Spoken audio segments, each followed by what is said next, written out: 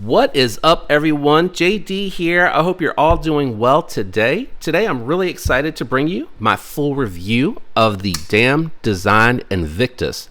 The Invictus has a 3.6-inch 154 cm blade steel, 4.9-inch G10 handles.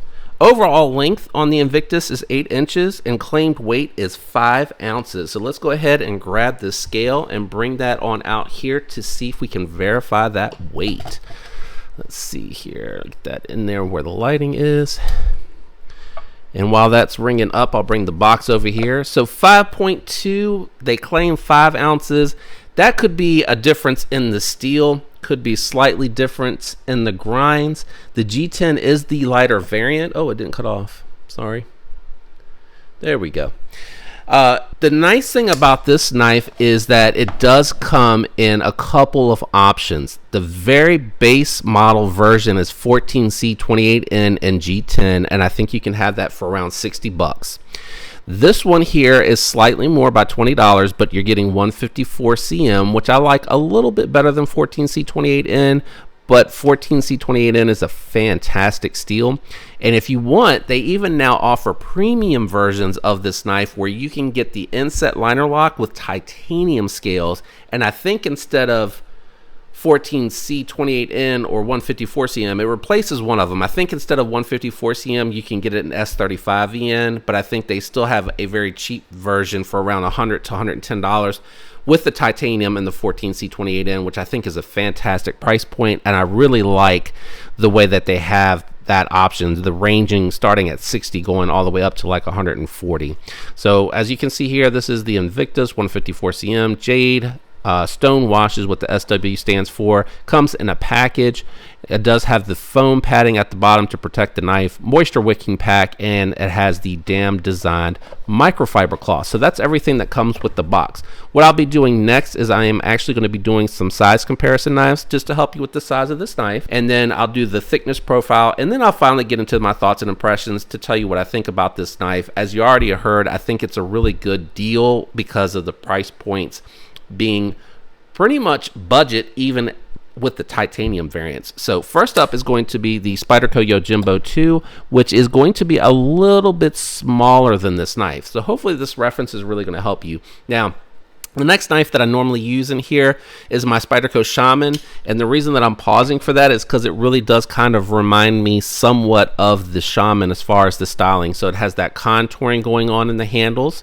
It has nice thick handles. The factory handles from Spyderco on here, the G10 handles are thicker. These are the skinny scales, but they do kind of remind me of the scales that come on from the factory. And you have a very similar type of drop point. It does drop lower on the Shaman, but you do have a nice drop down. It is angled down as well, and we'll talk about that a little bit more with the ergonomics. But as you can see, this is very much closer in size to a Shaman, so this is definitely a bigger knife.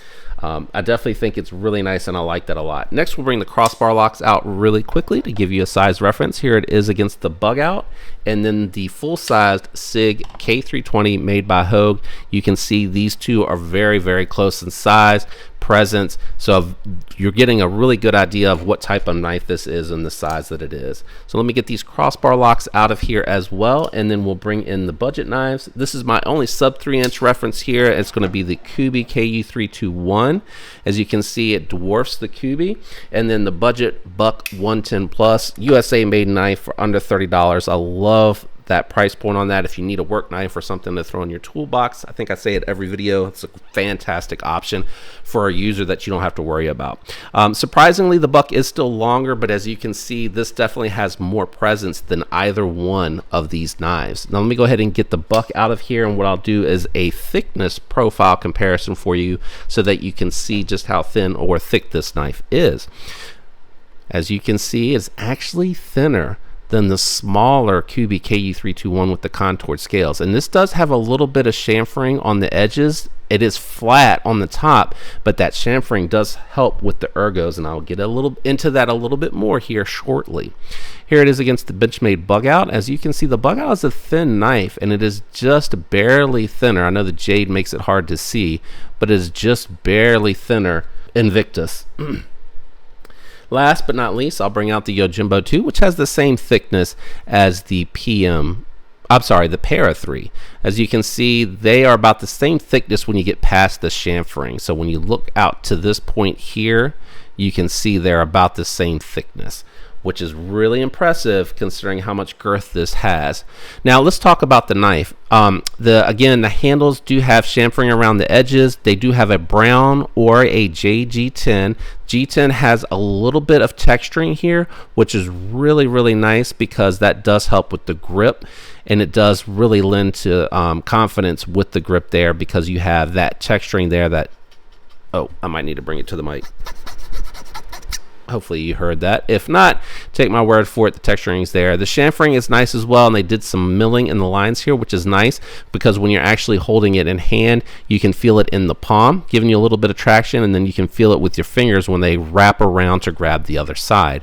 I do like the captive pivot here because it adds a little bit of styling. It's not just a plain standoff pivot. It doesn't have any branding on it, which I think is really cool. And then when you're not using this for the pocket clip, they give you a little titanium kick plate with a screw to put in there, which I think is a really nice touch. I think it looks really, really nice. Now, they do have the black G10 in the back spacer here, and I think it's the same way with the brown handles. And when I say it's brown, it's like that canvas micarta brown, so like this dark brown, which I think looks really, really good. My only comment is I wish they would have blacked that one out with the hardware. I think that would have looked dope. Would have looked really good.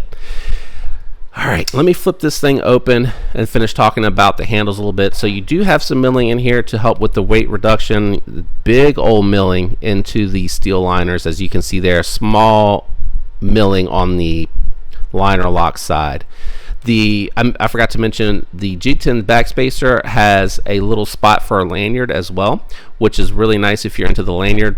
Knife this big, I don't think you really need it for grip. It would probably be more for aesthetics. Pocket clip is really nice. It is flexible. It does come up just enough to catch the pocket. It is a little low, so sometimes I miss going in the pocket, but it's not really requiring two hands. I just got to pull it back out and get it against the hem of the pants, push out, and then it'll catch and come up. So the nice thing about it being low though is when you have it in hand, you really don't feel the pocket clip poking anywhere. It's very subdued. It just has a different type of textured feel to it, so it feels nice in hand.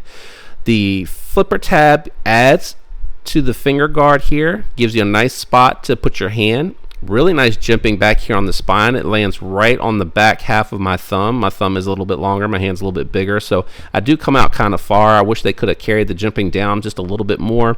I don't think it would have made a difference either way, but it feels really nice. Now, the only branding on the blade is actually the Damn Design logo. There is no blade steel. Oh, there it is. I couldn't find it earlier. Oh, that's because the lighting was there. So you can see the 154 CM is there. I couldn't see it because of the way that it was shadowed earlier. I think the acid wash stone wash looks really good on here. You can see where I've been using the knife a little bit. The 154 CM seems like it's done really well, and it should be, because I think the OE on this is QSP. You can correct me down in the comments if I'm wrong. It is a thicker stock, but because it is so tall, it comes down to a really fine edge, really fine behind the edge. The sharpening choil just gives you a little bit of sharpening choil, and then you're going to probably run right into the plunge grind after 2 or 3 sharpenings. So keep that in mind. You might have to put your own sharpening choil in there. The edge from the factory came really, really nice. This has a fantastic edge. It is a slicer for sure. It goes straight through the cardboard without any issues whatsoever. So really good edge from the factory, and that's pretty much what I expect from QSP. And then again, the acid etch stone wash does a good job masking up for the most part where you go through the cardboard. You can see I've been using this a little bit. It's got some wear marks on it, but I think it kind of blends in really nicely with the stone wash. Flipper action and flipper tab are really nice. They have this jumped both for the light switch and the push button, but I think the push button is a little bit of a weirder angle, and it actually kind of hurts my joints a little bit to do it that way. So I actually prefer the light switch. Has a very heavy detent, but still has shake shuck action considering how heavy that detent is. You have phosphor bronze washers down in the pivot. Let me grab my flashlight again, so you can see the reflection there. There you go. So you can see the phosphor bronze washers down in the pivot. A little bit of shouldering for that big old stop pin. That is a nice thick stop pin there as well. and you can see it shoulders and it pinches here between the detent ball and the blade, and then same thing, liner lock in the blade, that shouldering rest right on that. Lockup is about 30% of the blade spine. That will wear in more over time. Access to the lock bar is really nice. It does have a really nice knockdown in case you like to come in from the side to try to get it to fall shut at first. And then if not, if you like to rest your hand on top, they have nice jimping there as well, so your finger can hit that. Even if you like to come in from the side, it's got really nice access to be able to do that as well. So it covers all the disengagement options that I'm aware of. There might be one out there that I don't know of, but that's more than I care to know of. Overall, this is a really nice knife. For $80, 154 cm and G10 is a really nice option. Some alternative recommendations are going to be the Conspirator, which is going to be roughly about the same size. Conspirator is a little shorter on the handle, but it gives you about the same blade size, and you're going to be getting that for a little less than $80, and it is a button lock. You can get it with micarta or G10 or wood. Another recommendation I'm going to make, a little bit more expensive than this one, is going to be the Case Kenzua. If you want a USA made knife, you're going to get into this hard use territory that this roughly covers. Now this is a thicker geometry, and it has a more immediate ramp on the flat grind here, so this is definitely more of a hard use, less of a slicer, but you get ceramic balls in the pivot for really nice action. So that's a really good recommendation. And then if you want another alternative recommendation from a G10's perspective, what I would start to steer you towards is probably something like the Andela. You can get the Andela, the DLT trading exclusive variant with 20 CV instead of 154 cm, and you can get the FRN handles, and this is going to be from Seki City, Japan. Really nice option, $100, not too bad considering you're spending $80 on this QSP variant with 154 cm, depending on what you want. So I just wanted to at least give a couple of alternate recommendations. However, I like this knife. I like the size of it. I like the thinness of it. Makes it nice to carry, but it's so tall and girthy that it feels nice in hand. Really good access to the lock bar. 154 cm and even the 14C 28N for $60. Both are fantastic options. Reversible deep carry pocket clip. I mean, this checks all the marks. Not too many options, but they do have the Jade G10, so if you want to dye the scales to make it a different color and you don't like the brown, I did pick up the Jade because I like the Jade, but maybe down the road I might decide I want to mix it up and change the color, throw it into a red or a blue, and I can do that with the Jade, which is really nice. If you enjoyed today's video, do me a favor, leave a like. Consider subscribing if you're not already subscribed. If you are subscribed, thank you for your support. I appreciate it. You rock and are awesome. I hope all of you have a fantastic week. Don't forget to give me a follow over on Instagram. And until next time, peace.